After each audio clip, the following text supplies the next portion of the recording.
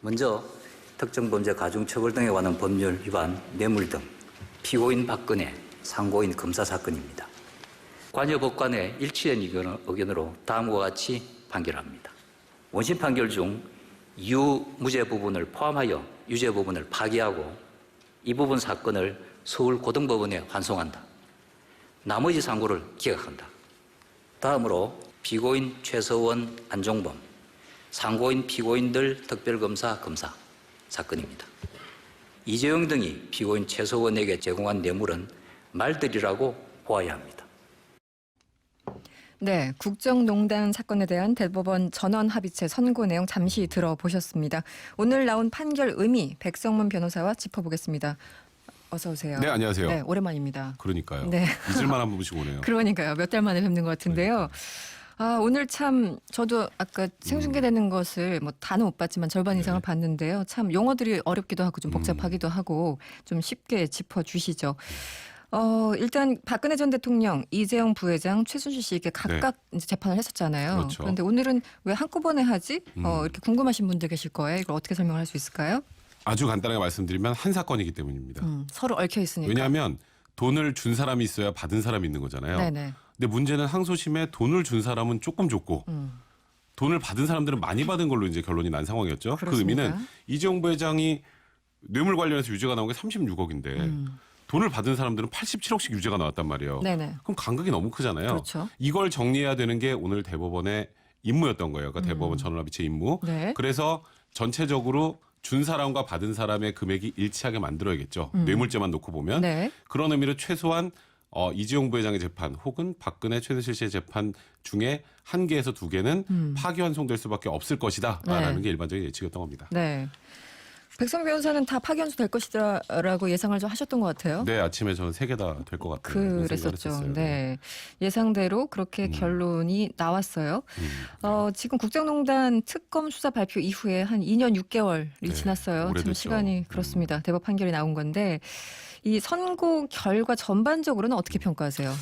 일단은 이재용 부회장의 엄청난 위기가 찾아왔다 이렇게 정리를 해드리면 될 것 같아요. 네. 사실 박근혜 전 대통령이나 최순실 씨 관련해서는 파기환송은 됐지만 파기환송심에서 형량이 그렇게 크게 달라질 가능성이 없습니다. 네네. 근데 이재용 부회장 큰일 났죠. 그렇죠. 지금 상황이. 네, 이게 왜냐하면 우리가 보통 뇌물 액수가 이제 36억에서 80억이 됐으니 80억이 넘어갔으니까 이것 때문에 이제 법정 구속돼 있구나 뭐 이런 생각하시는 분들 많은데 네. 사실 뇌물은 100억을 주건 1000억을 주건 1억을 주건 형량이 별로 안 높습니다. 아, 높지 않다. 뇌물 금액하고 별로 크게 상관이 없어요. 네네네. 왜냐하면 뇌물은 받는 사람이 더 나쁘다라는 게 이 입법자의 의지이기 때문에 네. 뇌물 공여는 돈을 아무리 많이 줘도 그냥 일반 형법이 적용됩니다. 근데 문제는 이재용 부회장은 뇌물 액수가 문제가 아니에요. 그럼 어떤 게 이 문제죠? 뇌물을 네. 자기 주머니에서 안 줬잖아요. 그렇죠. 그죠? 회사 돈을 줬잖아요. 네. 회사 돈을 준 순간 그게 횡령이 됩니다. 근데 횡령은 금액에 따라서 형량이 어마어마하게 차이가 많이 나는데 네. 이제 제일 중하게 평가받는 구간이 50억이거든요. 50억이 넘으면 최저 형량이 징역 5년입니다. 아, 최저가 5년. 그러면 네. 좀 극단적으로 말하면 살인죄 최저 형량하고 똑같은 거예요. 아, 그렇습니까? 네. 그런데 항소심까지는 36억이었으니까 집행유로 나왔는데 그랬죠. 이제 이게 80억이 넘어가면 이제 가장 높은 구간에 걸리니까 이게 1심 때처럼 다 실형이 선고되는 게 아니냐. 네. 그러면서 괜히 굉장히 많이 지금 삼성 쪽도 그렇고 네. 많이 충격을 받은 상황인 것 같습니다. 그렇습니다. 그 하나하나 짚어보죠. 일단 박근혜 전 대통령 판결에서 네. 역시 이제 파기환송을 했는데 이걸 뭐 유무죄 그 뇌물죄를 뭐 분리해야 된다 이런 얘기가 나왔었어요. 이건 어떤 의미인가요? 이거는 이것 때문에 파기환송 될 거라는 게 어느 정도 예견이 됐었어요. 네. 그게 뭐냐면 일반적으로 대통령이나 국회의원 그리고 선출직 공무원 같은 경우에 뭔가 형이 확정이 되면 선거권이나 피선거권의 변화가 생기죠. 그렇죠. 박탈당하거나. 본인 지위도 박탈당하는 경우도 많고. 네. 그래서 이 공직자들의 뇌물죄는 분리해서 선고를 해야 돼요. 그게 무슨 말이냐면 지금 박근혜 전 대통령 뇌물죄도 있고 직권남용도 있고 막 되게 혐의 많잖아요. 네네. 그러면은 온전히 이 뇌물죄로만 평가받은 형인지 아닌지 애매하니까 선거권 피선거권에 관련된 평가가 애매해질 수 있어요. 네네. 근데 이번에는 워낙 뇌물이 크니까 크게 상관없었겠지만 그래서 원칙적으로 무조건 이거 따로 선고하고 그러니까 네. 이런 거죠. 원래 박근혜 전 대통령이 징역 25년이잖아요. 네네. 뭐 뇌물 합해서 징역 20년, 나머지 합해서 5년 이런 식으로 분리해서 선고를 해야 되는데 네. 다 뭉뚱그려서 25년 선고한 게 잘못됐다는 거예요. 그러니까 제가 아까 말씀드렸던 것처럼 네. 박근혜 전 대통령은 파기환송이 됐지만 형량에 큰 변화가 있을 가능성은 그렇게 높지 않습니다.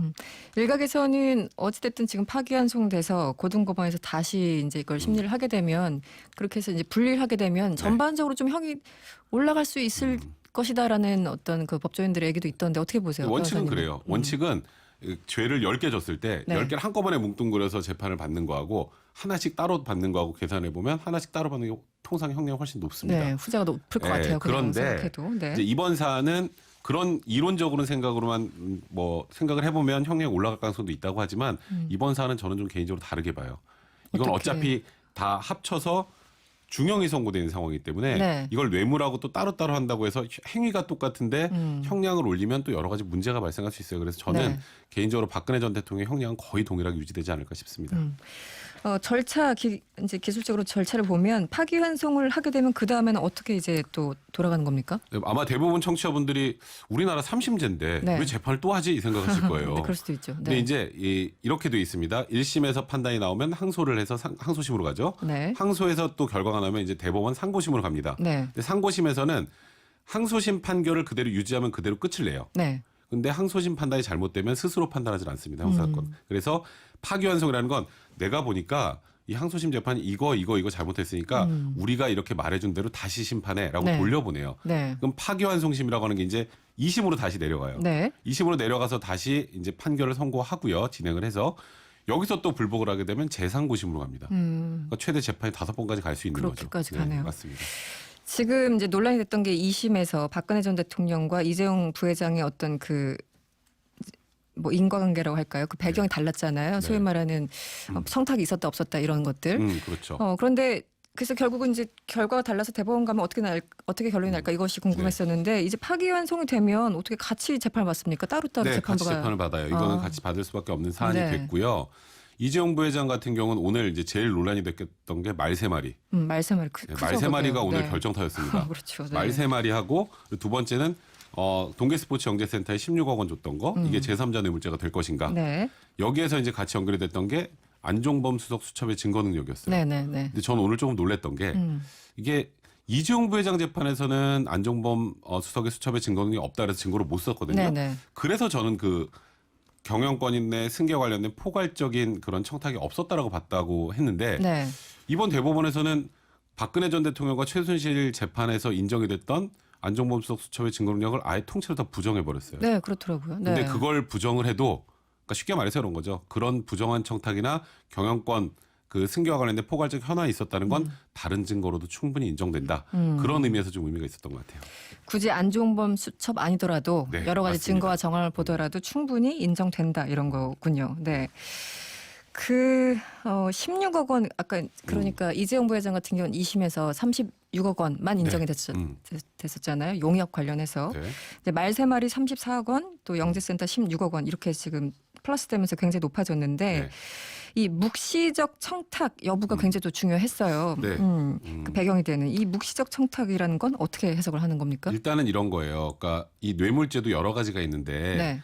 내가 나한테 뇌물 줘 해서 받으면 그냥 단순 뇌물죄인데 네. 나한테 주지 말고 저 사람한테 줘. 그러니까 제3자 뇌물죄가 되잖아요. 네, 네, 네. 제3자 뇌물죄 같은 경우는 조금 더 엄격하게 판단합니다. 그래서 부정한 청탁이라는 게 들어가야 되는데 네. 이제 부정한 청탁이라는 게 명시적으로 제가 이거 말 좀 사주고 좀 하면요. 뭐 삼성 요거 좀 해주세요. 네. 요건 명시적 청탁이죠. 그렇죠. 근데 특정해서 그런 말 한 거니까. 없습니다. 그런 말 안 해요. 네. 뭐 하면서 그냥 말 사줘요. 그럼 이게 과연 묵시적으로 본인의 경영권 승계와 관련된 청탁을 한 것이냐? 이제 이거가 이제 문제가 되는데 네. 이제 그 당시에 있었던 객관적 정황을 다 돌이켜 보니 이 정도라면 사실상 부탁을 하고 돈을 준 거다라고 이제 대법원에서 판단을 한 거고. 네. 그래서 이게 들어가면서 사실 뇌물액도 뇌물액이지만 횡령액이 엄청나게 커졌고요. 네. 아까 논란이 됐던 제 말 3마리에 대해 설명을 좀 덜 드렸는데 네, 네. 이게 이재용 항소심에서 이랬어요. 말 3마리 거기 소유자가 최순실이 아니던데. 삼성 쪽 아니야? 삼성 쪽이었어. 네. 그러니까 소유권이 넘어가야 뇌물이지. 그래서 이제 뇌물에서 뺀 건데 네네. 이번 대법원은 이렇게 봤어요. 명의상 소유자가 뭐가 중요해. 최순실이 말 팔아도 된다며. 말 네. 바꿔도 된다며. 네. 그럼 처분권을 줬잖아. 네. 처분권을 줬으면 그 자체로 소유권을 사실상 귀속시킨 거니까 이것도 뇌물이 된다고 판단을 해서 네. 지금 굉장히 이제 문제가 커지게 된 겁니다. 네. 어쨌든 대법원에서 정리를 해줬어요. 기본적인 네. 가이드라인을 준 거라고 보이는데 제가 이제 소수 의견을 잠깐 듣고 있었는데 네. 이 공동 정범의 문제가 있었잖아요. 네, 제3자 그렇죠. 뇌물은 이제 뇌물로 보느냐 아니면 공동 정범을 보느냐 여기에 따라서 이제 그 다수와 소수 의견이 대법관들 사이에서도 나눠진 것 같아요. 이게 왜 중요한 거죠? 이게요. 제일 중요한 게 이거예요. 그러니까 뇌물을 받은 사람이 그러니까 실제로 돈을 챙긴 사람이 누구죠? 실제로 챙긴 건 최순실 그렇죠. 씨였죠. 그러니까 일단 박근혜 전 대통령한테 돈이 간 거 그 뭐 국정원장 뭐 이거 말고, 말고. 이 네. 순수하게 말 관련해 가지고는 그러면 원래 뇌물죄는 공무원이 청탁을 받고 돈을 받아야 뇌물죄가 되잖아요. 네. 근데 돈을 받은 사람도 일반인이고 그 돈을 준 사람도 일반인한테 준 거잖아요. 네. 그러면 박근혜 전 대통령과 최순실 한 명은 공무원 한 명이 비공무원인 경우에 네. 비공무원이 돈을 받는 게 무슨 뇌물죄야. 이게 이제 이재용 부회장의 변호인단 박근혜 또 최순실 변호인단이 다 주장했던 건데 네, 네. 이런 거예요. 아무리 그 뇌물을 받은 사람이 뇌물 받은 사람이 비공무원이더라도 공무원 보고 줬잖아. 사실상. 그리고 공무원이 이런 얘기 했잖아. 그 말 좀 사줘요. 네. 그러면 둘이 사실상 공모했다라는 거예요. 공모를 하면 공무원이 아닌 자와 공모를 해도 이건 뇌물죄가 성립할 수 있다. 네. 이게 대법원에 이제 어찌 보면 이제 다수견이 됐던 거고요. 네, 네. 그게 되는 순간 박근혜 전 대통령이 빠져나갈 길이 없어진 거죠. 네. 마지막 질문. 그래서 이재용 부회장 형량 어떻게 될까요? 하나 그 이재용 부회장의 긍정적인 건 긍정적인 거요? 긍정적인 거 네. 하나 말씀드릴게요. 네. 부정적인 게 훨씬 많으니까. 네. 긍정적인 건 이번에 논란이 됐던 그 죄명 중에 하나가 국외재산 도피입니다. 네, 네, 그죠? 네. 말 사주려고 독일로 보냈잖아요, 돈을. 그래서 이재용 부회장 1심에서 그러니까 실형이 선고됐던 굉장히 중요한 이유 중에 하나가 네. 국외재산 도피 중에 일부가 유죄가 나왔었어요. 네네네. 근데 이재용 부회장 항소심에서 집행유예로 나올 때 또 가장 중요한 그 논거가 됐던 게 국외재산 도피가 아니라는 거였어요. 그러니까 국외재산 도피가 뭐냐면 쉽게 말해서 제가 한국에 돈이 있는데 네. 요거를 좀 외국에다가 좀 숨겨놔야겠다. 요게 국외재산 도피잖아요. 네네. 그러니까 항소심의 논리는 이거였어요. 그거는 재산을 국외로 도피하려는 게 아니라 네. 뇌물 받을 사람이 독일에 있어서 어쩔 수 없이 간 거 아니냐. 네, 논리가 그랬죠. 네. 네, 항소심에서 그래서 무죄가 나왔던 건데 대법원도 그 부분을 받아들였습니다. 그렇군요. 근데 국외재산 도피 부분이 일부라도 유죄가 나왔으면 이재용 부회장은 집행유예를 받을 수 있는 길 자체가 사라져요. 그래서 아까 삼성 측 변호인단도 네. 국외재산 도피가 무죄여서 다행이다 이런 얘기를 했던 의미 건데 있다. 일단은 이재용 부회장의 형량을 예측해 본다면 네. 양형 기준으로 따지면 무조건 실형입니다. 무조건 실형. 네, 일단 횡령 액수가 80억에 넘어가 버리기 네. 때문에 그러니까 50억 뇌물 공여는 이상이기 중요한 게 때문에. 아니에요. 네. 횡령 액수가 늘어나기 때문에 양형 기준상으로 그렇게 되는데 이론상은 집행유예가 나올 수도 있어요. 뭐 감경해주고 이렇게 네, 하다 그렇죠. 보면. 원래 5년 이상이면 이제 감경을 하면 절반을 깎을 수 있거든요. 네네. 근데 원래 집행유예가 형 선고할 때 3년 이상을 선고하면서 집행유예를 못 붙여요. 네네네. 그러니까 3년 이하여야 되잖아요. 네.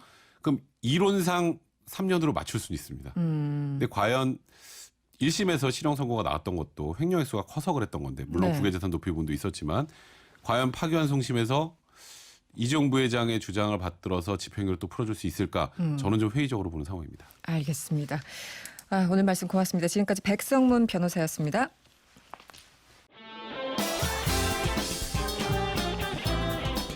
여러분의 퇴근길을 꽉 채워드립니다. 평일 저녁 6시 5분 이승원의 세계는 그리고 우리는